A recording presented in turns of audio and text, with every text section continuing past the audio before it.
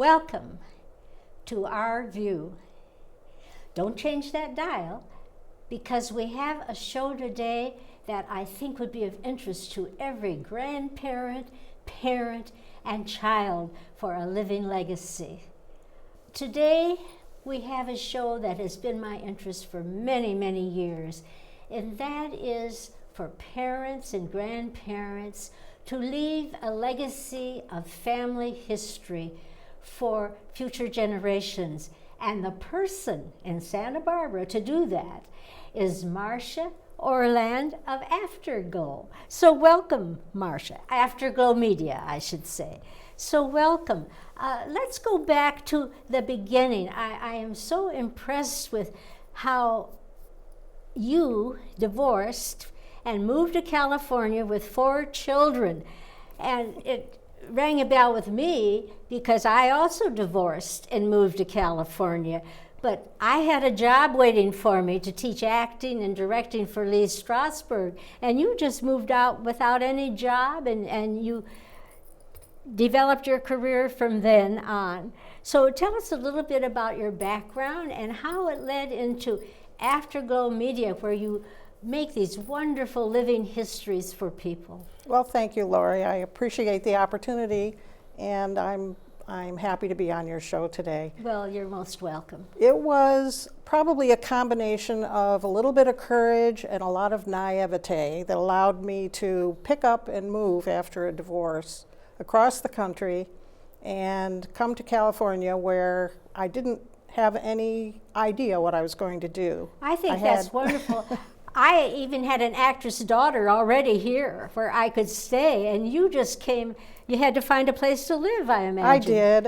I stayed first. I came out alone first and then brought my kids out after I found a place to live. And how old were your kids? They ranged from 6 to 10, oh 4 of them. God.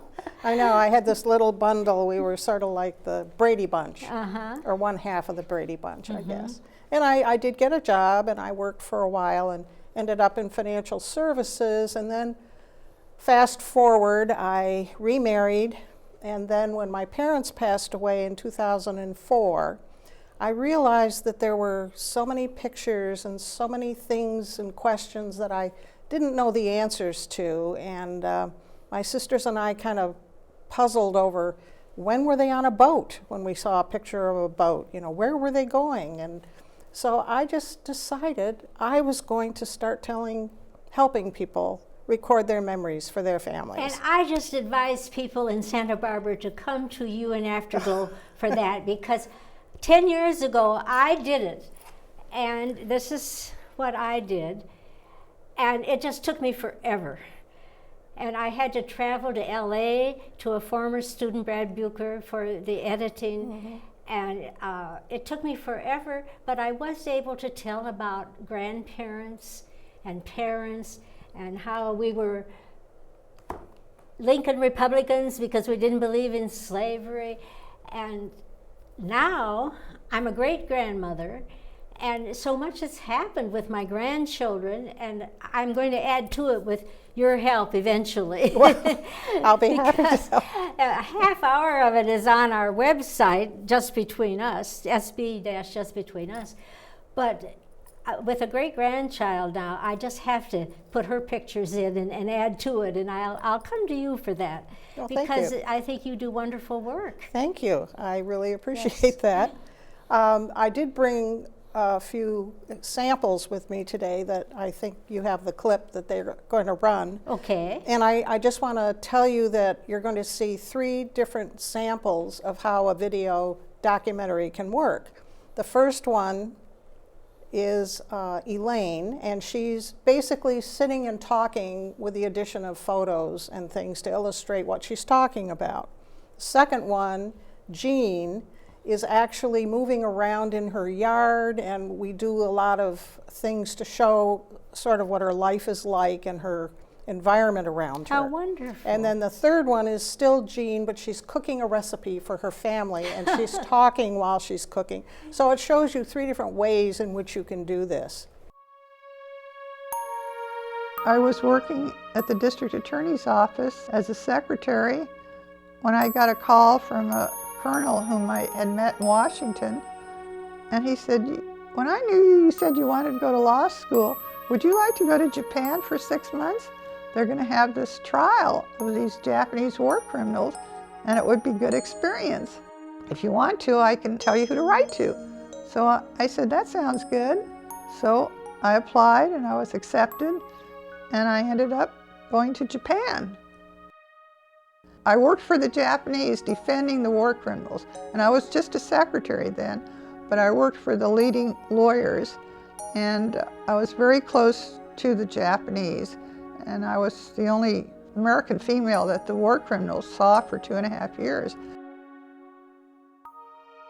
My piano teacher came at 6 a.m. to give me lessons.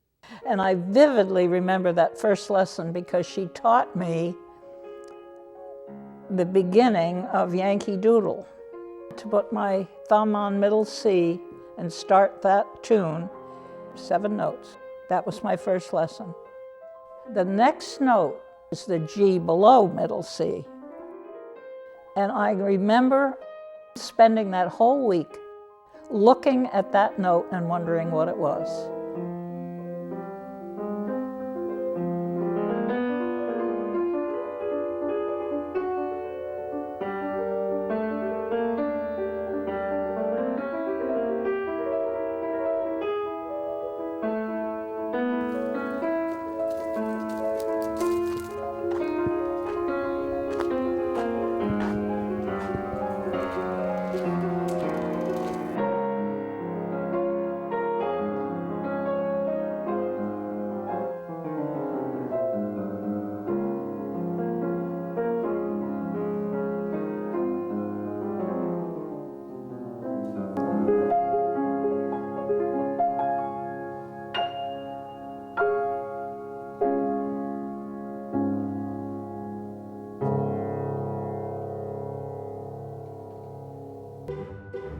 Cooking has not been one of my skills through the years. I was invited to a party at which Peter's first wife, Annie, was also invited. I heard Annie's voice soar above everybody else's, and she said, "There's one wonderful thing about my mother-in-law." So, of course, I immediately listened up, leaned forward, tried to hear what she thought was a wonderful thing, and Annie said, "My husband never says, 'I wish you could cook like my mother does.'" So now you do so many wonderful legacies for people. What else would you like to tell us about your Afterglow Media Company? I know you do weddings and parties, and as well as living histories. Well, I have done montages for different events, but I prefer to get the voice of the person on camera if I can. And I think what I like to do for people, sometimes I just give them tips about things they can do themselves to get the conversation started. Get-togethers with families are very different than they used to be. The kids are texting, they're watching football, they're distracted. So, I found that out at one of my parties. We don't sit around the table and tell stories like we used to, but I recommend that when you have a family get-together, to have a moment of show and tell. And you tell each of whoever's going to be there, including the kids, to bring something that's important to them. And have them spend just a couple minutes explaining why it's important. For instance, at my show and tell, I brought this trophy, which it's engraved with my dad's name in 1939, champion of the club, Silver Lake Country Club, that he won the year I was born. Oh. And that when I turned 13, I think, I began caddying for him. Oh, my. And he was a champion golfer. And my father won, too. We have so much in common. We have to talk after this. I have his medal, right. There you go. Right. But show and tell is a good way for kids to begin to learn more about their family's stories using an object. Right. So I may do that when I'm in New Orleans visiting my first great-grandchild. It's a wonderful thing to do, and I love speaking to groups to tell them the importance of it and give them tips too. Oh, it's a wonderful legacy to leave for future Well, it is. generations. I wish I had one.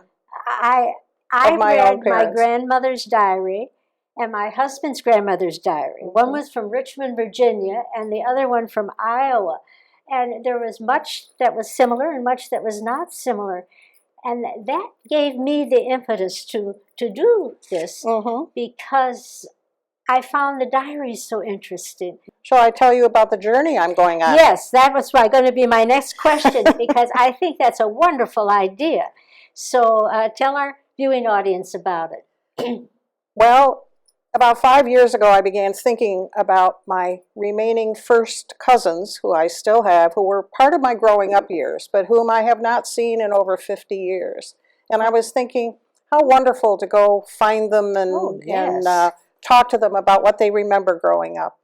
Well, fast forward 5 years, I just turned 76, and I decided I better get cracking or I'm going to miss the opportunity. You're going to get too tired to travel that much. I'm just not going to do it. I take it for what I know. So I reached out to each one of them, and they all agreed that they would let me record them. And what states are you going to visit? Well, I'll visit them in Tucson, Arizona. That's a good first stop. And then Pasadena, Texas, Lee's Summit, Missouri, Rochester, New York, Richmond, Virginia, Dothan, Alabama, and then I'm heading to Florida to reunite with my sisters for a little while. It's going to take, it's a 5,000-mile journey, and it's going to take me total about 37 days. Now, who is going with you? Anyone? Nobody. You're I'm going alone? all by myself, renting a car, taking my camera with me. So I hope to kind of record some people I meet along the way, maybe get them to tell some stories in each of the little stopovers. And I intend to make a little video documentary for the film festival here. Oh, that would be wonderful. But I want to spread the word wherever I go, how important it is for people to do this. Yes. I was able to be with all of my cousins at the 101 birthday party for an aunt. Oh, wow. And then also I gave the eulogy for her funeral when she died at 103. Oh, my goodness. And we were all able to go back for that. Oh, where was that? That was in Iowa. In Iowa. West Bend, Iowa. And that sort of kept us all together. And I just had an email from one of my cousins who had saw my website, my professional website about method acting, on the website of the school where she teaches. And she said, I was so delighted to see about my cousin and what she's doing. I don't know how that happened. That's I don't fantastic. understand the internet too well. Well, it takes on a life of its own, doesn't it? It certainly does. Yes. You have wonderful information up on the internet. You're on LinkedIn, are you not? And so am I. Yes. And then you have a wonderful website for your Afterglow media. So people can find you. Oh, yes, they can. And one thing that you have that I think is a wonderful idea is you have a telephone number and you tell people to call you for a free consultation. Oh, yes. I wish I would have thought of that about our acting classes. I think that's a wonderful idea. Well, it gives me a chance to talk about something that I'm very passionate about. Right. And, you know, we do it over a cup of coffee, and it's great. And I just love it.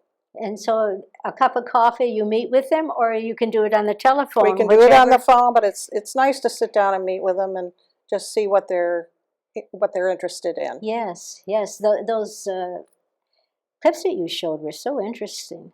Thank you. About Japan, and then the lady who they never talk about cooking. I identify with that too. Yeah, it's so great when fun. we're involved with careers, we don't cook too much. No, that is true. Right. That is true. Right. What else would you like to tell us about yourself or your business? But there's so much that kids don't know about today. Right. You know, and in your former business of acting, you can mention actors' names and the kids are going to go, who? That's right. I mean, that's kind of a scary thing to me. Gregory Peck and Jimmy Stewart, and they go, I'm who's that? amazed in some of my lessons in acting classes of Academy Award winning actors, and they don't know. That's right. They don't know them.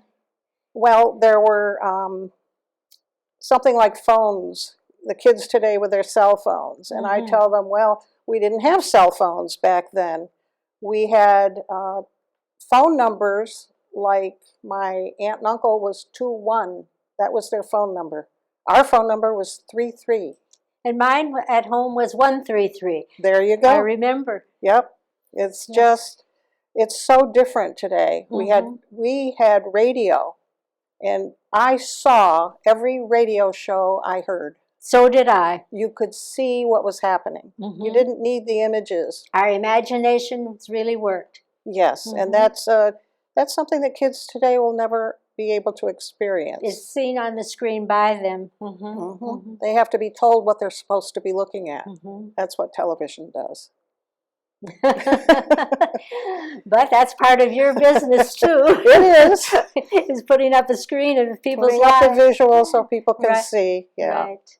So. So I think, again, to our viewing audience, I advise you to contact Marcia and her Afterglow Media Company, because I think it's wonderful to leave a legacy for future generations. And I know that I have to do the last 10 years. I had one grandson who graduated from Cal Arts in music, and my granddaughter in New Orleans has schools for autistic children, and she's been named Women of the Year down there. My other grandson graduated with an MA from LSU as an accountant. I mean, they've all done wonderful careers. That's not on this tape yet. I guess I have to have a second tape. Well, I will tell you, although I thought I invented this business, I soon learned that there's a whole association of people who do it. It's the Association of Personal Historians. So if people aren't right in Santa Barbara, they can go to that website and find a personal historian. Or I can help them find someone. Yes, well, if they saw your clips, they realize that you do a wonderful, wonderful work. And, Thank you. And I hope to get my last 10 years on with you eventually. Oh, I'm sure we'll do it. Absolutely. So I think our time is almost up. Do we have, how many minutes left? 2 minutes left. Oh. So is there anything you'd like to say in the last 2 minutes? Or tell our viewing audience? Well, I think it's as you've been such an advocate for this, I feel like there's nothing more that I have to say, but I think that when people think about leaving a legacy, they sometimes think, well, it sounds like I'm going to die. And well, we're all going to die, okay? We know that, but it's what happens between those firsts that we have when we first are born till the lasts that we have at the end of our life. All that's packed in the middle is such a rich library of information that we will take with us if we don't record it. You can take it with you. And it's important to do it before one loses memory and loses one's marbles.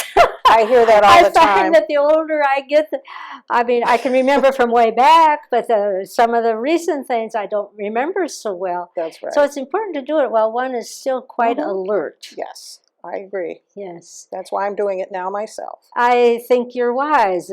I did it at your age, actually. Yes, you did. That's right. So you're wise. Okay. So for people who live in Santa Barbara, Afterglow Media is the place to go to leave a living legacy for your children, grandchildren, great-grandchildren, and future generations. I leave tomorrow for New Orleans on a personal note to see my first great-grandchild. So this has been a great show to tie in with everything that's happening in Marcia's life with her trip and my life with a trip to New Orleans. Congratulations, by the way. Well, thank you, and thank you for being on the show. And thank you for all the crew work here, too. Martine, Tyler, Diane, Mark, and I'm sorry, throw your name out to me. We've had wonderful crews here. And Martine, thank you for helping.